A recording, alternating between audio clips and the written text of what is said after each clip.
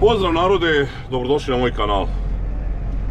Naravno, za one koji ne znaju, ja sam Radoslav i u današnjem videu vidjet ćete pokušaj oranja, drugog dana oranja. Znači, prvi dan ste verovatno gledali kada sam prekinuo oranje zbog problema sa leđima i kada mi je pukao sigurnosni šaf. A danas ćemo pokušati da oremo posle nekih 30 litara kiše koja je pala. Evo vidite, ovdje na sve strane su bare, ali poznajući našu zemlju trebalo bi da možda se radi, pa vidjet ćemo da li će biti uspešno. Napravio sam jedan prohod do komšije i kao što možete vidjeti, kao što sam vam i rekao, oranje najnormalnije ide. Kod nas jako rijetko možda se desi da ne može da se radi. To je jednom bilo kad je palo za 20 i nešto dana 450 litara kiše. Uglavnom, nadam se da će ići lepo. Izabrao sam ovu njivu, ovo ne znam da li ste prepoznali, to je ona njiva gdje sam imao durum pšenicu, zato što ovdje nema šta da guši.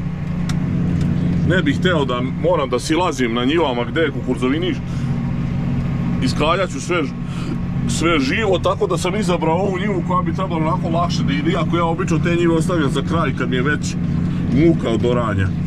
Uglavnom, evo, za sad vidite kako je krenulo i nadam se da će i dalje ići lepo, ne lepi ni na točkove, pa kad bude se malo ovo povukla magla, snimit ću vam neki detalji dronom. Uglavnom, ovo je rađeno ljuštenje strništa i vidite kako sad to izgleda, jedino što je malo grbavije i malo skakuće traktor, ali šta da radimo, opet postižemo otprilike onu brzinu traženu. Evo, radim sad treći krug. Kao što vidite, i dalje su gume čiste, malo na spoljnu, ovu što ide van brazde, na nju malo sa strane lepi, ali to nije ništa, čim se okrene na onom kraju spadne.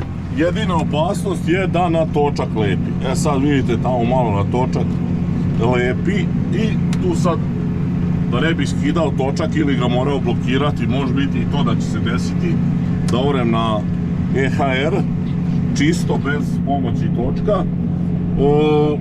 To ćemo vidjeti da li će dalje lepiti, a ako bude lepilo, kažem vam, isključit ću točak, podići ću ga i oraću čisto na EHR, na hidrauliku, da sam traktor stalno drži. Inače, to sam počeo da vam pričam, znači imali smo to jedno kad je palo 400 i nešto litara kiše i nije moglo da se radi, a najgore oranje što je bilo, što ja pamtim, to se dešavalo 2008. godine.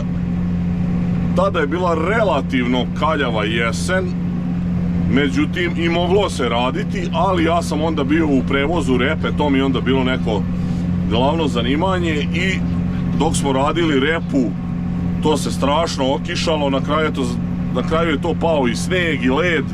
Završili smo 27. januara. Uglavnom, bilo je strašno. Kad smo vukli na kraju po jednu zmajevku, sam vukao s Rusom po 3 i po 4 tone u njoj. Znači, više nismo imali nikakvog računa. Morali smo završiti, obećali smo tom gazdi koji je organizovao posao iz Pazove i morali smo ljudima da pojedimo repu. To je bila havarija. I posle toga par dana sam odmorio, otopio se taj sneg bio i taj led i onda sam krenuo u februarsko neko oranje, što je bila velika greška i to treba da znate. Znači, zavisi kakvo vam je zemljište, ukoliko je neko, kako da kažem, gadno, ako nemate redovno kiše, bolje ne orati ta, kako da kažem, poluprolećna oranja, nego prolećna oranje orati i kako se uzore koja je njiva, tako ispremirati je. Ja sam napravio tu grešku uzora u februaru po tom blatu i to je bila havarija. Znači, totalna havarija, ne znam šta drugo da kažem. Znači, orao sam po blatu, izlazile su mi neke kifle od blata između točkova od Rusa, ja sam se tako patio danima, to je bilo ogromno proklizavanje, ali uspeo sam nekako da uzorem. Tako da, hoću da kažem, i po tim stravičnim uslovima uspeo sam da uzorem.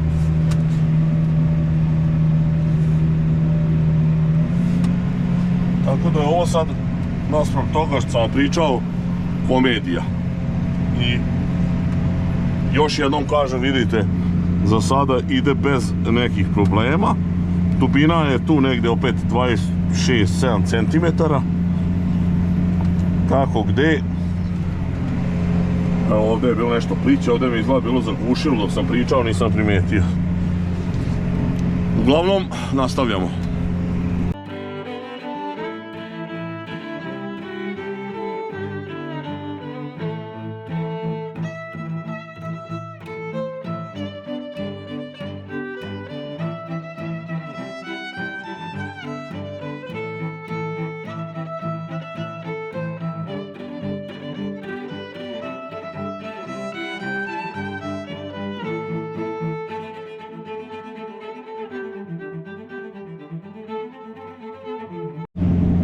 Ne znam da li sad ovdje vidite, ova prva brazda izbacuje i druga ima pomalo suve zemlje, znači nije skroz nakislo. Ovdje zajedno sa prošlogodišnjim žetvenim ostacima. Tako da eto, posle 14,30, 44 litri kiše, opet nije nakislo, ogroman je deficit vlage bio. I eto, sreća da i to palo, pa ćemo moći lepo da odradimo. Inače, što se tiče današnjeg dana, ovdje vidite dva sigurnosna šafa koje sam poneo. Ovaj put, iako me isto bolu leđa i koncentracija mi je katastrofalna, ovaj put ipak nisam nespreman krenuo na njivu. Poneo sam ove šafove, tako da ako ne daj Bože pukne, sad ću moći normalno da zamenim šaf, iako ovdje šanse da pukne šaf su minimalne.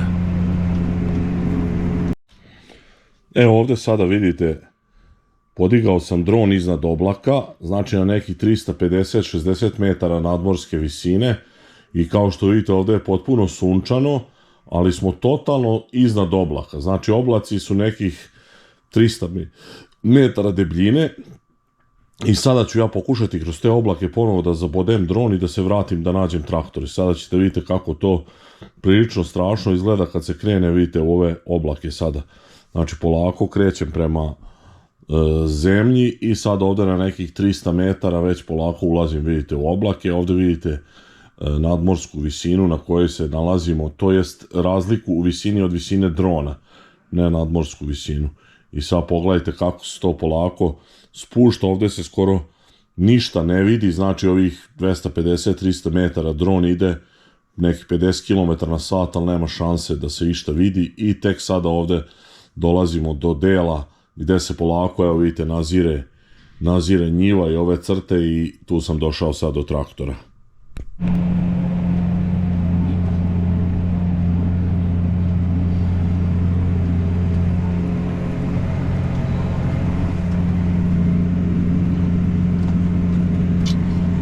Evo, posle nekih 40 minuta uzorao sam oko 1 hektar.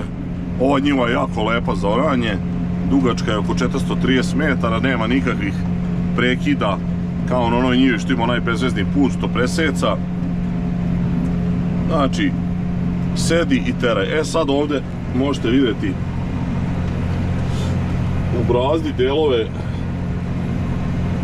gdje nije dovoljno nakislo, sad je to bilo i znači ipak ni ovolika kiša nije dovoljna da bi probilo, da bi se spojila donja i gornja vlaga. Mislim da je neko rekao da je deficit oko 300 litara padavina. Vidjet ćemo da li će biti to nadoknađeno i da li će sljedeća godina biti normalna, konačno da možemo da imamo normalne prinose. Inače, to nisam rekao, ova naša zemlja, sem što je prilično laka za obradu, izuzetno je kvalitetna. Znači, sve kulture mogu da rode vrhunski, kao u najboljim krajevima određenim za te kulture, sem soje. Soja desi se da rodi jednom u 6-7 godina dobro, imamo taj problem leti, nemamo tih jutarnjih rosa, iako je ovdje sad se ne vidi, a ide ovdje je magla, evo odmah iza, ovdje je breg i tu je Dunav. Međutim, nemamo uopšte rose i soja nam je problematična. Ostale kulture, znači, možemo, u normalnoj godini imamo recimo pšenice 10-11 tona, kukuruza 13 do 15 tona, znači sve možda rodi, repe 100-ak tona možda bude po hektaru, ali soje, mislim, dešavalo se i soja da rodi vrhunski tipa 5 tona po hektaru, ali to bude jednom u, kažem vam, ko zna koliko godina. Uglavnom, soja nam je skroz izbačena iz nekog plodoreda, suncokret može da bude do 4,5 tone, možda i 5 neko imao, ja nisam. Imao sam na nekom ogledu malom, tu sam imao 5 tona, inače da sam sad imao neki prosek na svim njivama, to nisam nikad imao. Uglavnom, kažem vam, zemlja je jako pitoma za obradu laka, a veoma plodna, tako da nisu se naši preci za džabe borili za ovu zemlju.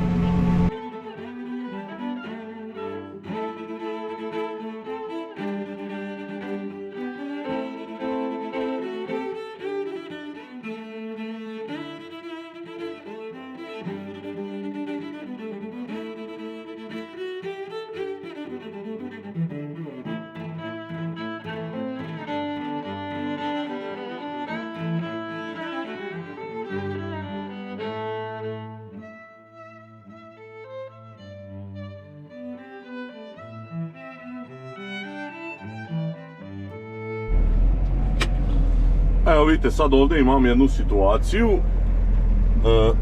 Video sam da kod ovog mog komšije iznad nije nikao ovdje ječam, šta li je, jeste ječam.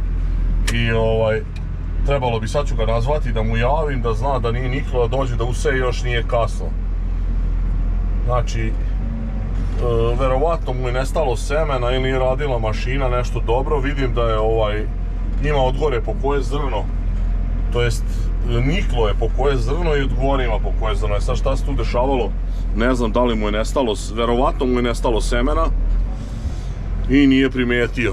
Usejao bi sigurno do sada, eto sad ću to da mu javim. Inače to je neki kod nas običaj, znači komšije su uglavnom u dobrim odnosima i kada ima neki problem javljamo jedni drugima da se dođe da se ispravi. Naravno, oko granica kao i svuda bude malo i rasprave i svađe i svega, ali to se reši. Vidite da mi nemamo one međe, kod nas je ore se svaki santimetar i ukoliko neko ne poštuje te leteće, kako mi zovemo, međe, onda dođe do svađe i do problema. Dosta ljudi imaju i prave međe i AB linije, tako da tu nema pogovora nikakvog, nema rasprave, ali dešava se s vremena na vreme da bude neki svađa. Možda ovdje sad vidite isto da komšija još nije odvukao ove rolobale. To ste imali priliku da gledate u mom letnjem videu kada smo radili ljuštenje strništa. Međutim, njemu ne moram da javljam, on sigurno čovjek zna. Verovatno ima puno posla i nije stigao, ali morat će sad preko zime to da odvuče, da ne bi imao i na njima štete. Mislim, ne znam šta se dešava kad one skroz prokisnu. Uglavnom, uvek ima nekih dešavanja na njivi. Evo, polako i galebova, ali magla se ne povlači. Ništa, ako nastavi ovako još koji krug, morat ću snimiti pa kako bude sa dronom.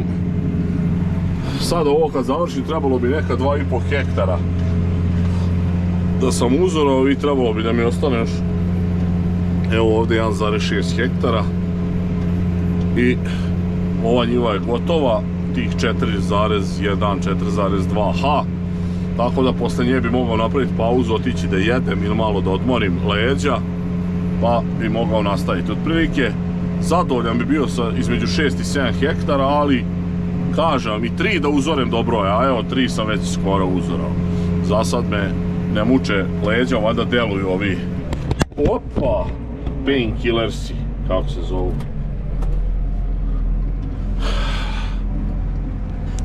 A vidite sad koliko sam odmakao od one pšenice što sam vam pokazivao kako nije posejano, kako jedna mašina nije sejala.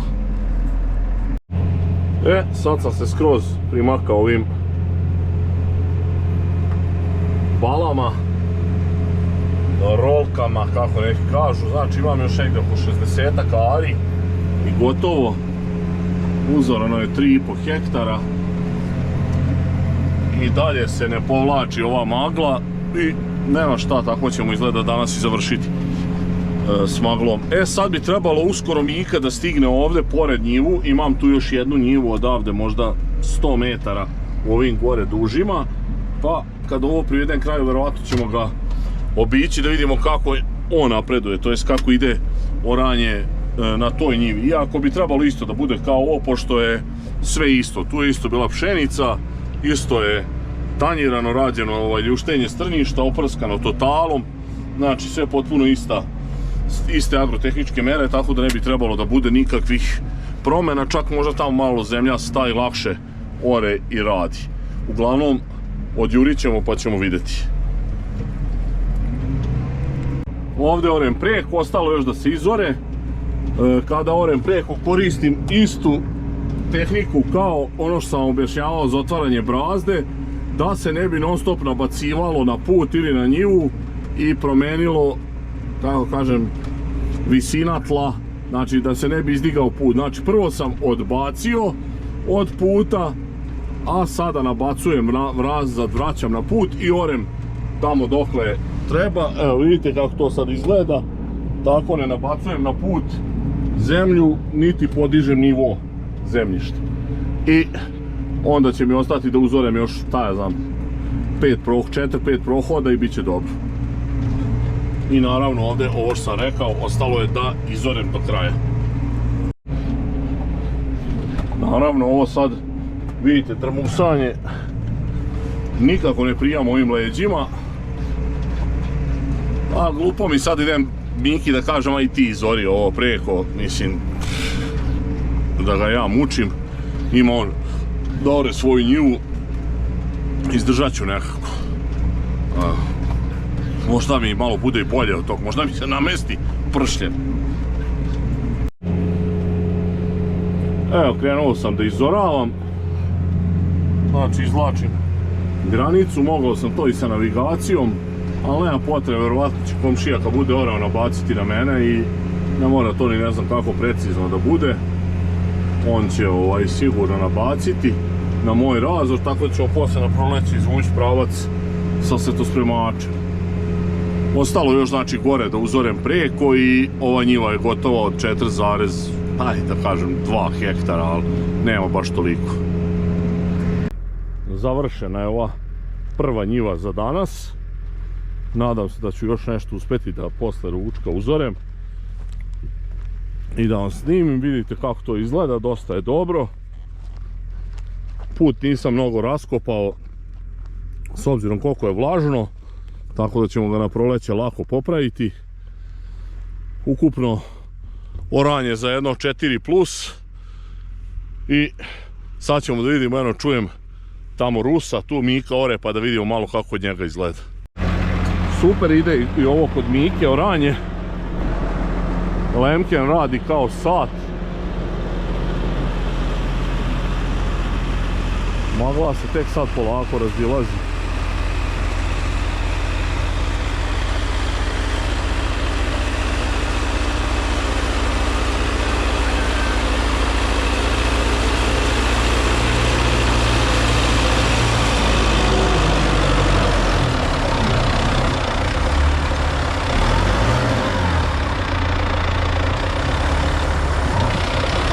Mika ga pegla tako.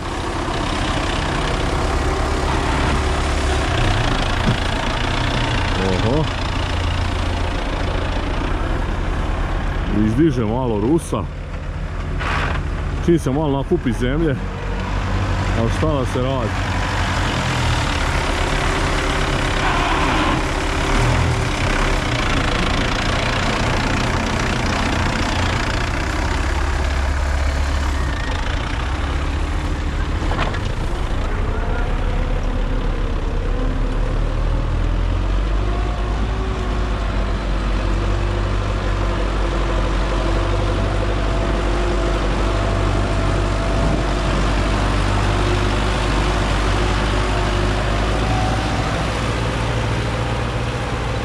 Eto vidite. Mika ga pegla, boga mi. Odlično.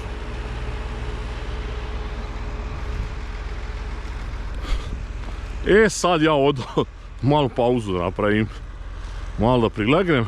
jedno pola sata pa nastavljamo i snimak i video. Da, nisam rekao, neću čistiti sad plug, pošto nema potrebe, idem opet na sljedeću njivu, samo idem kući malo pola sata da se pružim. Taman će Mika ovdje završiti ovu njivu pa ćemo preći u Boronluk. Nadam se da ćemo tamo moći malo snimiti oba traktora kako oru sa dronom, polako kao da se podiže ova magla. Vidjeli ste ove fenomenalne detalje iznad oblaka, iznad magle sa 300 metara iznad tla. Ono, baš je dobro ispalo.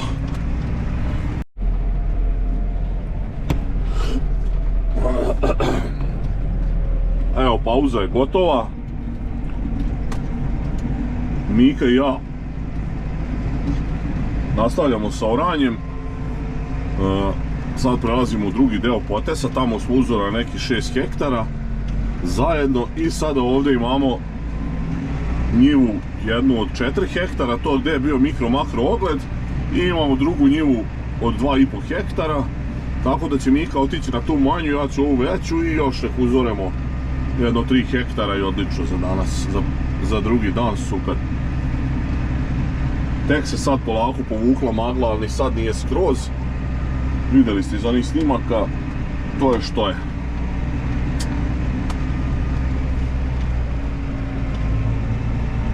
Što je ovo?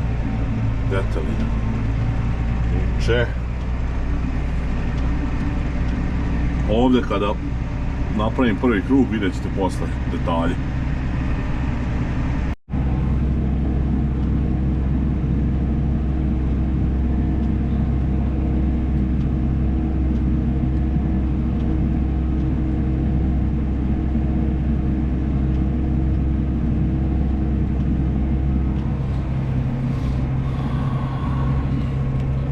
Evo vidite, sada ovdje nabacujem na ovu strniku, nisam otvorio po pravilu brazdu, zato što ovdje ima mali razočić, učinilo mi se da je veći razor i ovdje je sad napravljena greška, znači ovako ne treba raditi, međutim sad je gotovo, sad ne mogu da vratim.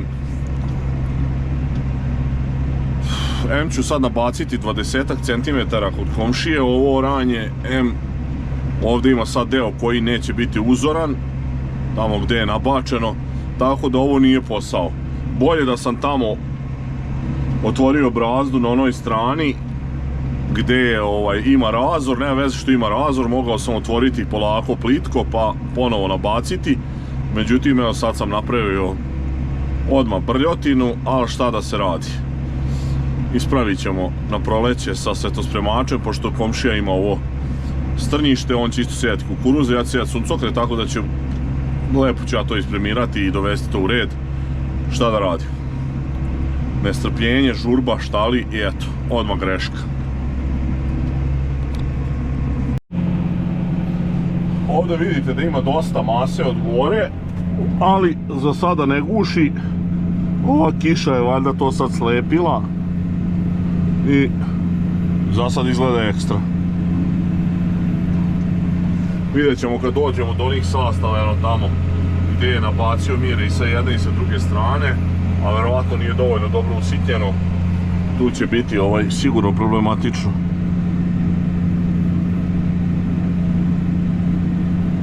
Uglavnom, prvi krug, evo pri kraju sam, za sad ide odlično.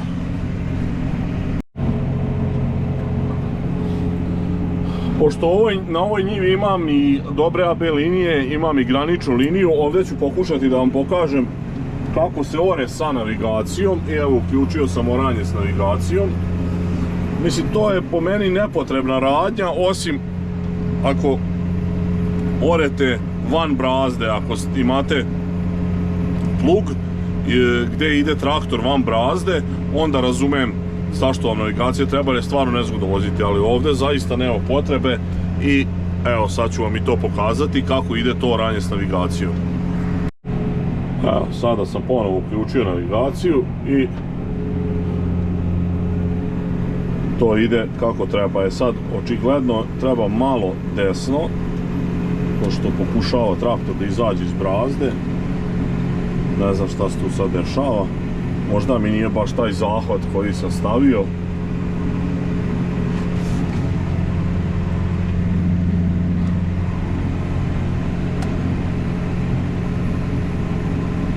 Realno ispada da mi je 173 zahvat.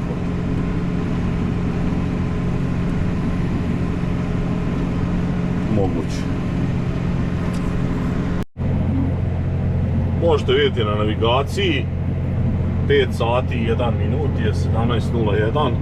Tu sam sat i 10 minuta, 70 minuta kako sam počeo da radim. Evo 1,38 hektara je urađeno. Malo sam usporio zato što ovdje bojim se da će mi gušiti, pa idem 11 za svaki slučaj da ne moram da mislim, onda mnogo bolje radi, ne guši. Tamo vidite svetla, to je Mika, on ore na ovoj pored njivi. Sad pošto je mrak, ništa vam ne mogu lepo snimiti. Dronom vam nisam snimio ništa sa nama dvojicom ovdje zato što se nije razvedrilo. Ne bih vas više gnjavio, mislim da za ovaj video ste vidjeli dosta, vidjeli ste kakva je naša zemlja i kako kad padne 2 kiše, opet to ništa specijalno nije, može normalno da se radi. Hvala vam na gledanju ovog klipa, nadam se da vam je bilo zanimljivo. Ako do sad niste zapratili moj kanal, zapratite, ostavljajte lajkove, komentare, delite moje video snimke. Vidimo u sljedećem klipu, pozdrav!